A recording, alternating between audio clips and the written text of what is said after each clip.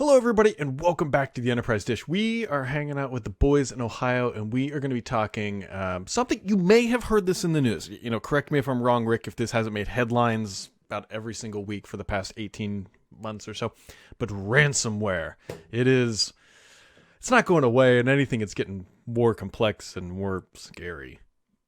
Yeah, in fact, I think we talked maybe once a year. This topic kind of Yep. comes up when you and I talk about it, whether it's news or other scenarios. But yeah, it's there's a recent event, early July of 2021 that was massive, right? Mm-hmm. The best way to explain it is the difference of fish email to whale emails, right? Yeah. A whale email is you compromise the IT admin, fish admin is you compromise an end user.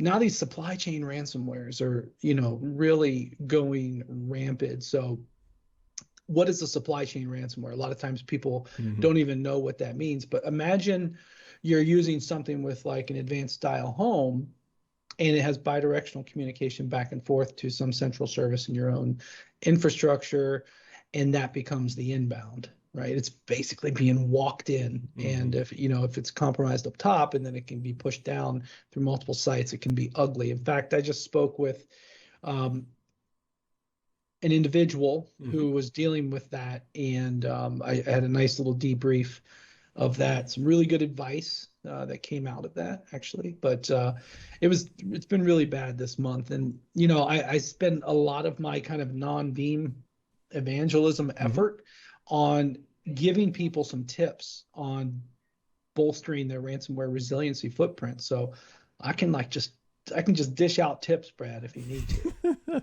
Well, if we wind the clock back, even, I mean, the beginning of July was 20 days ago, but you can start back like a series of events. You can start back with solar winds way back at the end of last year. Then there were some attacks. We've gotten Microsoft is dealing with the print spooler issue where it's been patched, then it was said not patched, then it was patched, and now it's back to being compromised again. And then you have vendors getting compromised, to your point, and then they're pushing down signed bits to your Mm-hmm. system that they are saying are secure, and then all of a sudden a detonation occurs like the day before 4th of July, and all of a sudden it's eesh, is the only way I It's a can describe mess. that. So, Yeah, it really puts a lot of things under scrutiny, right? And I could have advice for days on that, but I kind of think about how do organizations get into that phenomena, mhm. but that's how it happens, and that's one behavior now, and there will be others, right? Especially if you think about, I'm actually kind of concerned about when organizations have people come back into offices, reintroducing rogue device, I'll say rogue devices, but maybe devices that have been like on different networks for a Yep. while, right? Have the Hmm. kids been playing games on them over the Yeah. times, right? So there's some risks there, but a couple of tips, right? I'll just start riffing here. Tell me when to stop. One thing I've observed is that a lot of people, especially who still use tape, Hmm. in the last year or so, they operationally they haven't been closing the loop, meaning taking tapes out of the library. Because I've actually heard of a number of scenarios where attack vectors will get into the control plane of the tape library itself and then erase tapes that are in Wow. there. Right. So if you have tape, make sure that you're taking those tapes out operationally. You know, I mean, you see, I'm here in the office, but I think a lot of people got a little bit comfortable with that and they were cutting corners. So Hmm. there's a pro tip. Another thing that I'm seeing as a actionable piece of advice across the industry is really double down on multi-factor authentication. So this is not just a backup thing. The tape advice was really more for backups, but the multi-factor authentication really applies across all IT practices, right? MFA all the way, every day, anywhere you can. So that's a really good Hmm. specimen to help bolster resiliency. And then when it comes to, a lot of people think about ransomware and they immediately think of backup. But I actually am advocating kind of a bigger picture story, and that's more around having cybersecurity and more importantly the NIST cybersecurity framework. Have that as really built into your day-to-day processes across the board, whether it's backup, whether it's endpoint management, whether it's networking, and you name it, any Hmm. any of the disciplines of IT, right? They should really be all speaking this language. And just off the top of my head, the five functions are identify, protect, detect, respond, recover. And the thought is that's Hmm. a wheel, the Mm-hmm. NIST cybersecurity framework. If you identify the data you have, then you should protect it. Once it's protected, we should go into a detection phase, looking for threats, looking for issues, looking for anomalies. And of course, you need tools to do that. You need antivirus, you need other mechanisms. And then when there is an issue, trigger the response. Okay, we're going to kick in our response plan. That's where a lot of organizations fall down. They don't know what to do when something like ransomware does happen. And then you go to the final stage, which is recover. So if you think about a backup product, you'd think ideally they'll be strong in protect and recover. But really, you got to walk the wheel, all of those functions, and build a resiliency. In fact, I just finished a paper about this that'll be coming out soon Mm-hmm. that walks through that. But, Veeam has capabilities in all of those wheels. But that's a mindset across IT disciplines we need to kind of just take seriously nowadays. And I could go for days on that, man. Well, I've got a question for you, Mr. Rick. So we heard a lot about companies being compromised just across the board, and fairly often. And I'm curious where you fall on this. It's companies will say, "Hey, we were able to recover from our backups potentially. At least that's the public." But then they also went ahead and paid the ransom. Do you what's the lot? Is there any logic? Obviously, they're doing it for some Yeah. reason, but do you have any insight? Well, it becomes a characteristic of the individual threat behaviors, from what I've seen. Right, there's a new phenomena up in the mix, double and triple extortion. So the thought is, I mean, ideally, detection earlier on will Mm-hmm. prevent this from happening. But these extortion behaviors are an additional mechanism because the threat actors know that ransomware, you know, they said, oh, well, let's make the pain come to the organization even if they can restore the data. Mm-hmm. So those types of behaviors are, leaking data to the potentially the dark web. And then I've seen this notion of triple extortion, which is taking that data that has been leaked. And then if it's, for example, XYZ company's customer data, going to the customer and saying, hey, I'm going to release your Yeah. data. Mm. So it's like it goes to the customers of company XYZ. So that's a phenomena. And in fact, I'll give you an example. I spoke to a different individual who had a threat come into their environment, and the behavior was really interesting. It's very different. It didn't encrypt anything, it didn't delete anything. It completely left the organization's ability to function in place. The only threat action was the removal of the extortion, right? So Mm. it's like then there's even these other dimensional types of plays. So um, I don't know, the scenarios that go into play, the steps that happen, when an organization would have to engage with the threat actors becomes kind of interesting and intriguing, and it's varietal and it's all over the place, and there's a lot of intermediaries. But my angle here, my mission and what I'm doing and what we do here at Veeam is just to make sure that organizations have their data, they have the ability to restore their data, and then that's the fundamental promise of like backup and recovery. But Mm-hmm. if I think about those functions of identification, protection, detection, response, and recovery, those those five functions together, those are really the holistic part. Again, take it for backup, take it for every other one of the trades and disciplines within IT, and into the cloud and other modern apps and other things, because everywhere you go, there's a threat. And my thought here is that all of those different disciplines, if they can work together with that framework, they can really shorten that time between incident and the detection of it. So that's the goal, is to just work backwards in the detection, from don't even have to respond, go into detection, right? Those types of things. So there's a lot of reasons of why and how that could have come about. The other thing I'll say is that sometimes I've seen organizations who say, yeah, I can restore my backups, but I actually didn't back this up. Okay. Oh. So back to identification. If you don't identify what you care about, it's not protected, and therefore the rest of the functions fall off, right? So, it becomes very fragmented very quickly. But yeah, that's just a couple of different scenarios that could go on there. Yeah.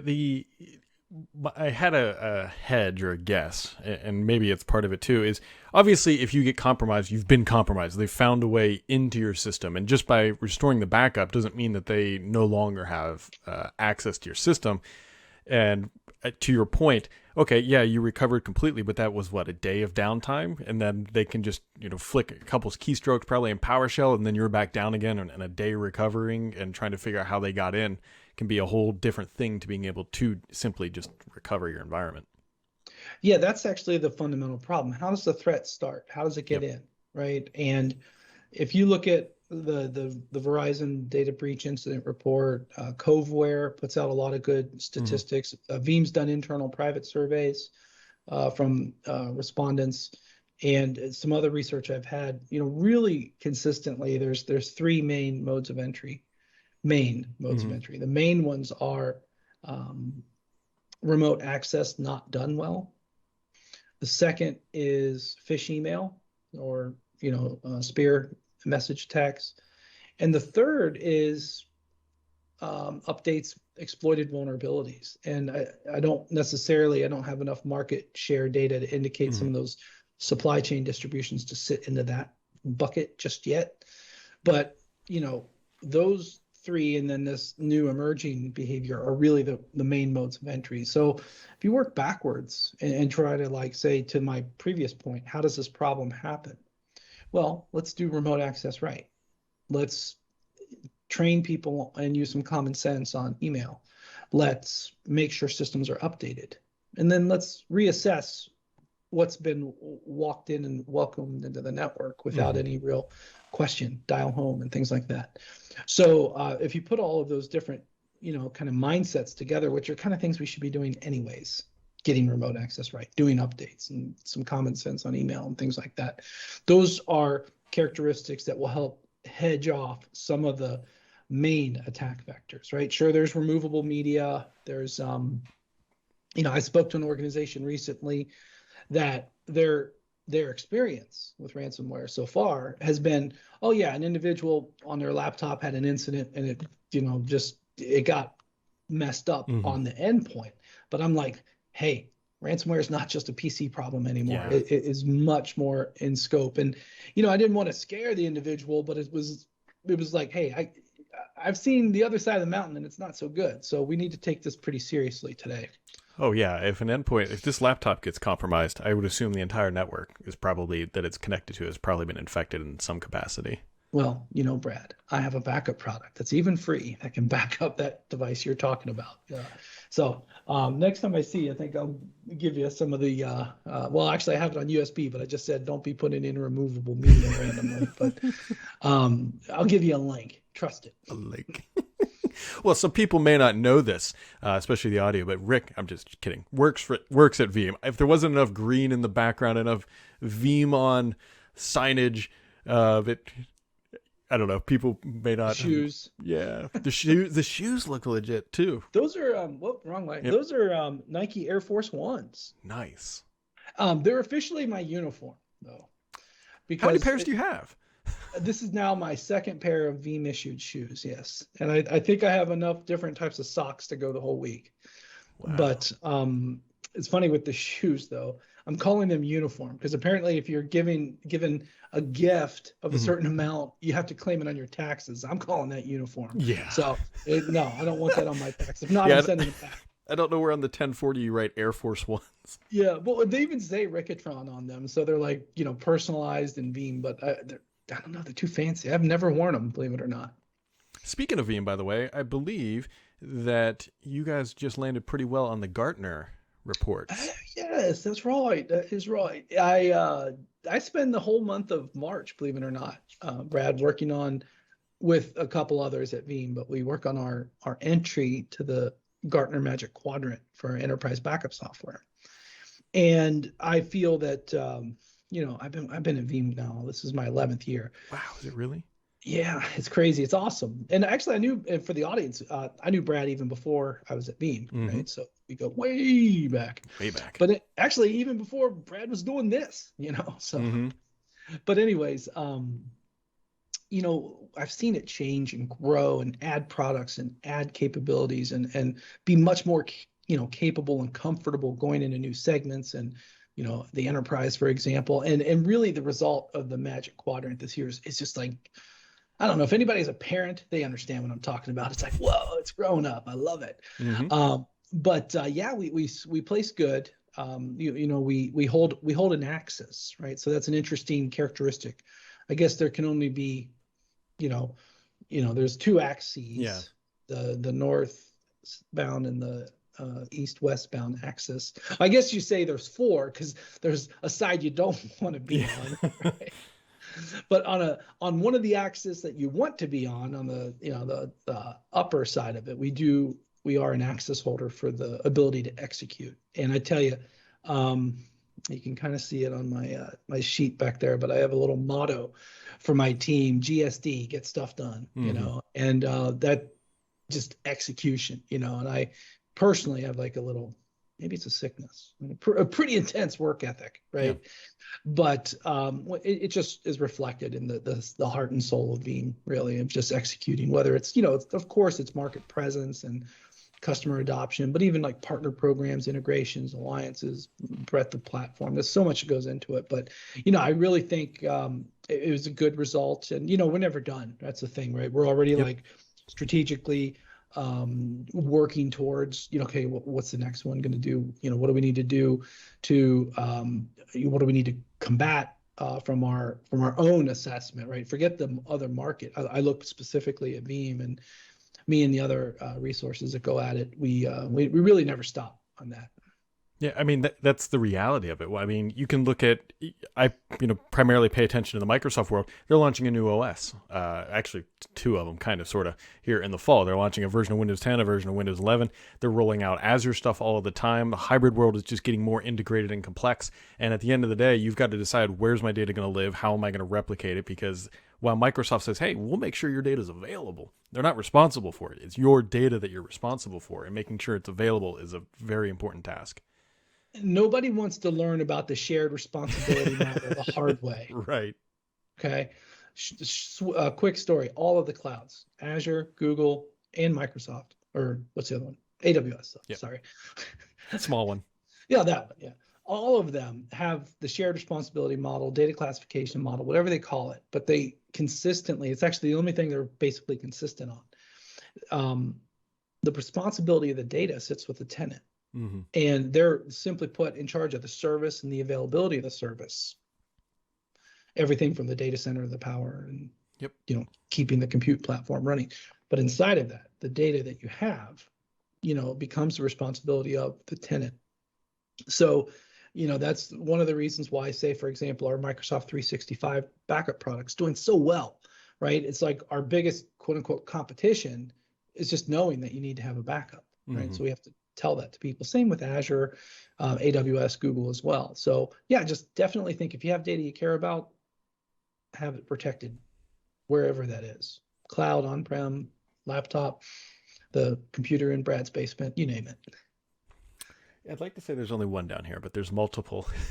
Well, I've got two in the office, and I'm persistently connected into the lab with a shed load more. And then I got all the rig at home. So I get it. We are compute heavy nowadays. Compute heavy, yeah. It's more things go into the cloud, and as my wife jokes, more silicon into the basement is typically how it's been playing out here for the past 6 years, 7. Well, no longer. That's a lie. 10 plus years. I'm just waiting for my wife to say, so if with all this cloud stuff, aren't you supposed to have less stuff here? I'm just waiting for her to put it together. But I got a couple more years. I hopefully we have a couple more than that, because I enjoy. I mean, what you can't see is there's a rack box sitting right here that has my switch and a bunch of other stuff in it, a backup drive, and I know it. And like same thing. Everything that I'm looking at is a hot mess, right? Oh, I just put all the green stuff that I want to keep back there, and a couple little Easter eggs. Actually, funny story, Brad. I'll tell you. So. I'll tell you on this podcast, I've never told anybody. Two things. One, I've got the two banners right there. Yep. One of them's covering up a misspelling on the banner behind it. So that's why I put them there. Okay. But it was too funny to get rid of. So hold on. And then the other thing is the whiteboard behind there, kind of you can still see it. Above the one shoe, it says AT for archived here. I was drawing that as a roadmap before we even did that, right? We're talking Oh. about Azure Archive Storage, Hmm. and then Azure or AWS Glacier and Glacier Deep Archive, that cold cloud storage. I had it up there for like 2 years and just seeing if anybody put it together. So there's always little Easter eggs in the Ricketron office. Yeah, there's been some people who have seen this studio, the other side of it, and every reaction is like, really? I mean, You like work it's here?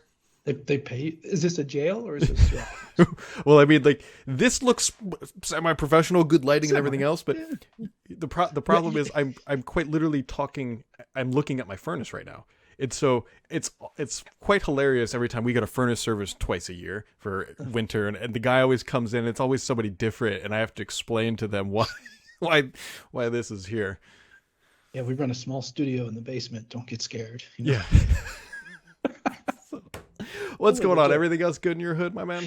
Yeah, we're doing great here. Again, I'm going on vacation next week, so I'm cracking jokes. Going to a beachy place, and week from today actually is System Administrators Day. So Wow.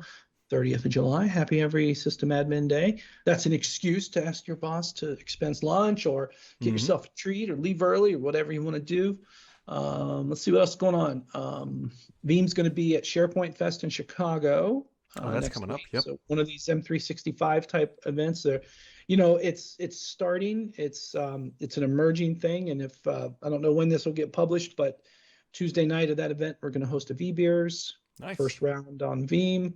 And then, you know, I'm preparing big to have Veeam at HIMSS, the Healthcare Information Management something, HIMSS. I don't know Yeah. what it stands for, but the HIMSS event in Las Vegas, the big healthcare IT event. That's, you know, so we got a little bit of that. It's going to be different, you know, but look forward to connecting with everyone and finishing up summer. It's kind of sad to think that it's almost over. Yeah, we were just talking about that too because school will be starting up here in a few weeks, realistically.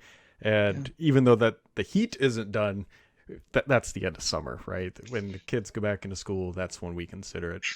I went to the grocery store and I went to the other side and it smells like pencil erasers. And like, oh man, because it's all the back to school stuff. You know, Yeah. it's like party's over. Or So, Elmer's glue, the crayons, and yeah, and it's like, well, you know, that's okay. I kind of live in the long term anyways, but I mean, it's been a good summer. It's been wet here, it's but very wet. yeah, it's good. Yep. Well, Rick, while you are enjoying the beach, everyone else should check out the links in the description of this podcast, and we'll catch all of you right back here next time.